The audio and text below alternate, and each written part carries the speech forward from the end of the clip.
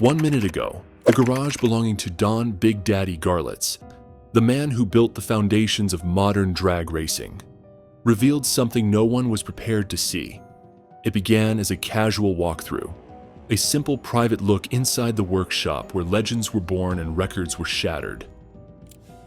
The kind of visit people dream about, but almost never get. A few trusted eyes, a dim hallway, and a metal door that didn't appear on any public floor plans. It was old, heavy, and strangely reinforced. The kind of door you don't touch without permission. Yet on this day, someone did. A quiet click, a slow creak, stale air sweeping out like trapped history, finally escaping. What sat inside wasn't just equipment. It wasn't just tools or scrap metal, or a forgotten project. It was something that stopped everyone in their tracks. Something that made even seasoned mechanics freeze as if they were staring at a ghost. Because behind that door was a room that looked untouched since the early wars of drag racing. A space swallowed by dust and silence, preserved like a time vault nobody alive remembered sealing. Stacks of old newspapers lay curled at the edges, headlines screaming about runoffs, broken records, blown engines, and fireball crashes long past. Faded photographs pinned to the wall captured victories and near-death moments. Trophies were scattered, like abandoned treasure, thrown aside rather than displayed. Someone, likely Don himself, had locked this place away intentionally, permanently. Or so it seemed. And the question hit instantly. Why was this room hidden? What was inside that Garlits didn't want touched? And how could something this important sit undiscovered for decades? That answer, the engine beneath the tarp, the blueprints buried in crates, the diaries no one has ever read, is what this story will uncover tonight. Because if what they found inside this hidden room is real, then everything we thought we knew about Don Garlits may just be the beginning. Before we step further into what was uncovered, you need to understand why a discovery like this matters. Why one hidden room inside Don Garlits' garage could rewrite the early history of American drag racing. Garlits isn't just a champion driver. He isn't just a record setter or a museum piece in motion. Don helped shape the sport into what it is today. Fast, risky, innovative, and unforgiving. He was the man who strapped himself into machines most wouldn't even stand near. The man who blew up engines so violent they left shrapnel in the walls. The man who survived explosions, flips, and fireballs, only to come back with a car even faster than before. And through all that danger, all that trial and smoke and burnt nitromethane, he carried something else. Ideas. Ideas the world wasn't ready for.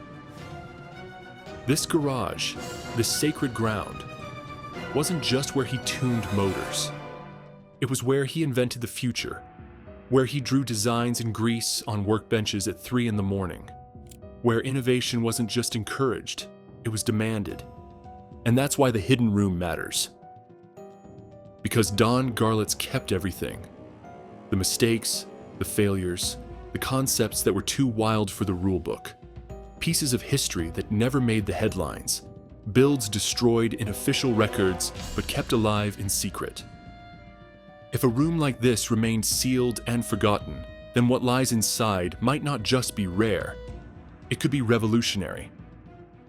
A snapshot of the moment drag racing leaped from fearless to legendary. The story isn't just about what they found. It's about what it means. Access like this almost never happens. Garlits' garage is famous, yes.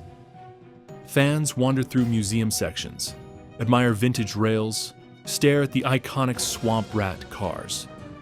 But that's the surface. The public only sees what they're meant to see. The polished metal, the clean floors, the artifacts curated to show success, progress, dominance. There are hallways most people will never stand in.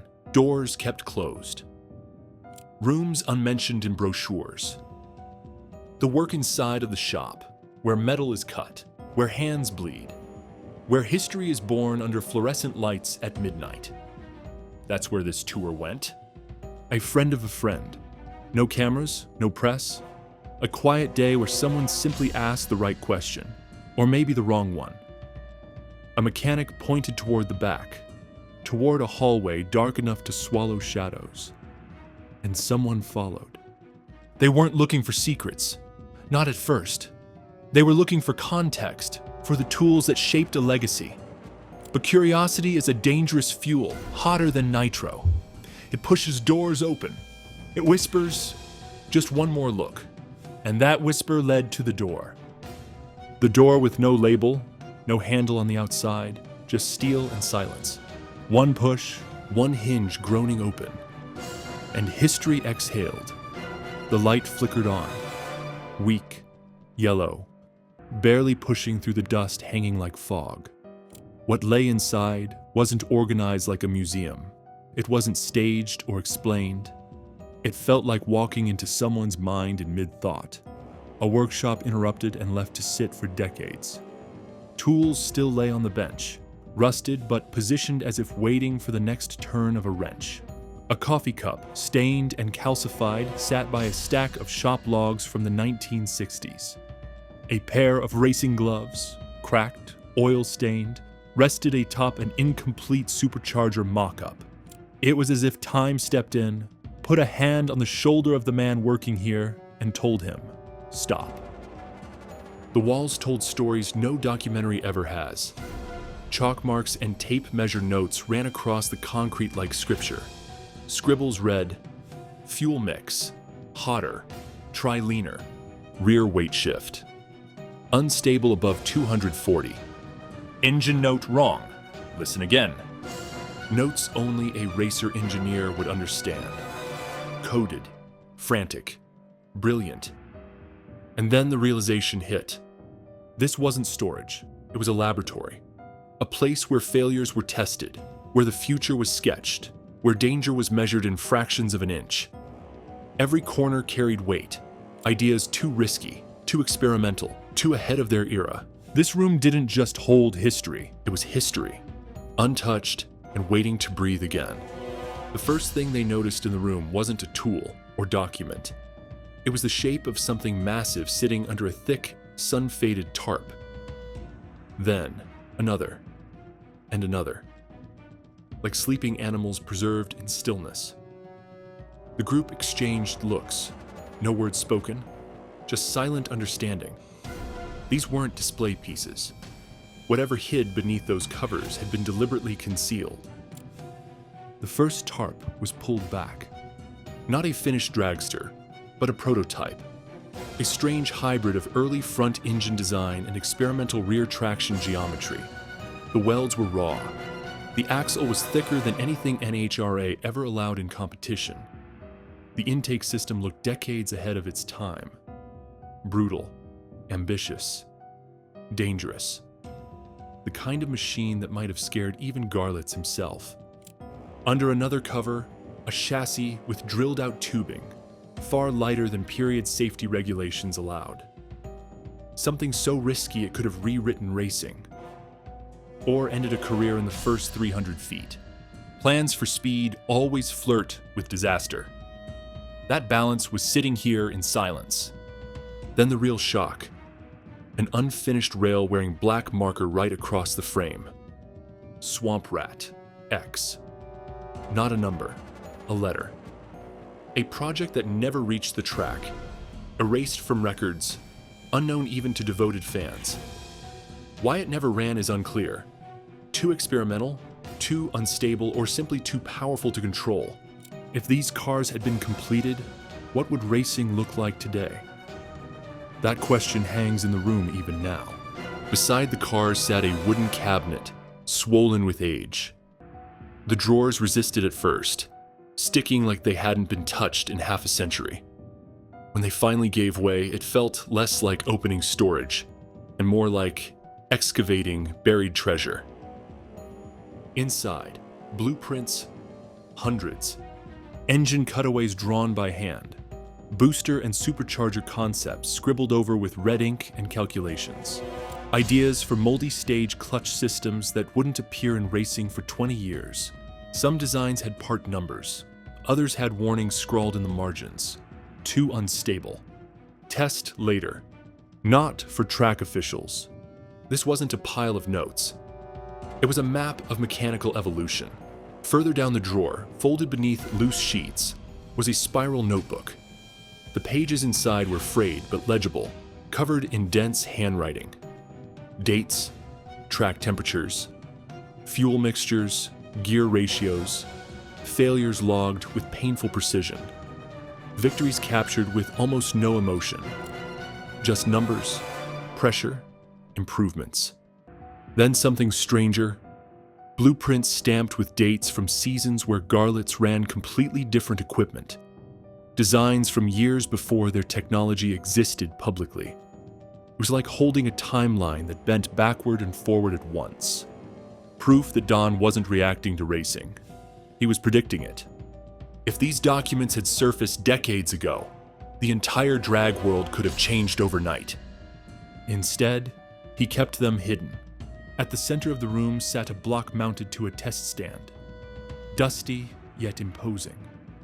Thick-walled cylinders, reinforced mains, and something nearly sacrilegious, early evidence of the rear engine revolution. Because this wasn't just any power plant. This looked like the stepping stone, the missing link, between the last front-engine dragster Garlits ever piloted and the first successful rear-engine design that saved him and redefined the sport. A tag wired to the block read simply, "Prototype, post-explosion rebuild." This was the aftermath of the moment everything changed. When an engine failure in 1970 severed half his foot and nearly ended his life. Instead of walking away, he built a new path. He engineered safety into speed. He refused to let disaster write the final chapter. This engine, raw, unfinished, scarred by time, feels like the heartbeat of that transformation. Next to it lay clutch discs, scorched to copper purple. A bell housing cracked clean through like a warning. Handwritten test notes read, "Rear engine stability improving. Still pulls left under heat. Possible breakthrough. Try again." This wasn't a monument. This was a moment. Frozen. The dawn of the modern dragster wasn't just a story. It was sitting right there under a single hanging lamp. And now, for the first time, the world is seeing it. The deeper they searched, the more the room shifted from history to humanity. Beneath a workbench sat a weathered trunk, the leather cracked, the brass latches dulled to a muted brown. It wasn't locked, just heavy with memory. When the lid opened, the tone of the discovery changed instantly. Inside were artifacts that didn't belong to museums or trophy shelves. They were pieces of a life lived at 200 miles an hour. A fire-scorched race suit folded carefully, still carrying the faint scent of nitro and fear. A helmet with deep scratches tracing across the visor. The marks of impact and survival. And taped inside the helmet, barely hanging on after decades, a handwritten note. "One more run." Beneath it lay photographs never seen by the public. Moments captured long before televised NHRA specials or sponsorship-backed shows. Don smiling with crew members whose names were lost to time. Cars half-built in dirt floor shops. Long nights under fluorescent buzz. And in many shots, he looked younger, not just in age, but spirit. A man driven not by fame, but by obsession. Letters were tucked beneath the photographs. Some from rivals, some from fans, and some written but never sent. Apologies, warnings, gratitude, confessions of fear usually buried behind horsepower and bravado. These weren't the words of an unbeatable champion. They were the words of a man who felt mortality every time he staged up. One envelope was thicker than the rest. Inside was a goodbye letter. Not addressed to fans or officials, but to his family. Written after a near-fatal crash, it was meant to be opened if he never came home. He did come home. And the letter went unread. Until now. This room wasn't just a workshop. It was a vault for the pieces of Don Garlits that couldn't be televised. The doubts, the pain, private victories. The things only a locked door could keep safe. Just when they believed they had seen everything, someone noticed a metal box wedged behind an old compressor. Half buried beneath shop rags and decades of dust. No label, no markings. Just a lock that looked like it hadn't moved since the Vietnam era. It took effort, tapping, prying, coaxing it open without damaging what might lie inside. When the lid finally gave way, the air changed.